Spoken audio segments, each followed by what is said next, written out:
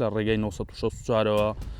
بە ڕوخانی دیواری قوتابخانەکەمان زانیوە. بەهۆی بارانبارینەوە دیواری عەوشەی قوتابخانەی گوندی ئاڵانە ڕووخاوە و دیارە لەگەڵ بارانبارینە زۆرەکە بەشێکی زەویەکە ڕووچوە و دیواری قوتابخانەکەی لەگەڵ خۆیان بردو ئەو شوێنەی کە ڕووخاوە نزیکەی 15 مەتری دیواری عەوشەی قوتابخانەکە بێت کە ڕووخاوە تا ئەوکو ئێستا کە داوامنەوە بەڵام وەکوی کە قەرارە لە بەیانیەوە داوام دەست پێ بکاتەوە. ئەمە ئەگەر بە زووی چارەسەر نەکرێت ڕەنگە مەترسی هەبێت بۆ سەرجانی قوتابیان بۆی ئەوەی کە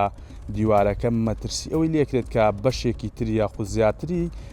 بڕوخێت و دیوارەکەش بەرزەوەمەش هۆڵی تاقیکردنەوەکانی قوتابخانەیە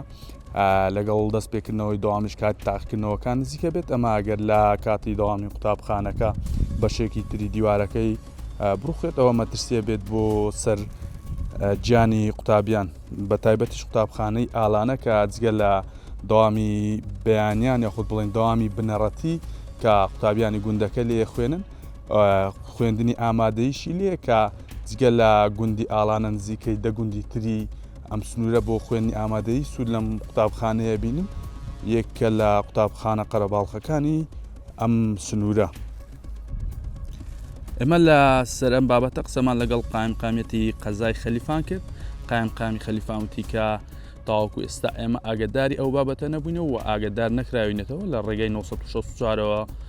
بە ڕوخانی دیواری قوتابخانەکەمان زانیوە بەڵام بۆ بەیانی لەگەڵ پەروەردە قساکەن لیژنەیەک لە پەروەردە ئەنێرن بۆی سەردانی قوتابخانەکە بکات و هەم بە دوواداچوونی بۆ بکەن هەمیش ئەوەی کە چی پێویستە لە زووترین کاتدا بۆی بکرێت.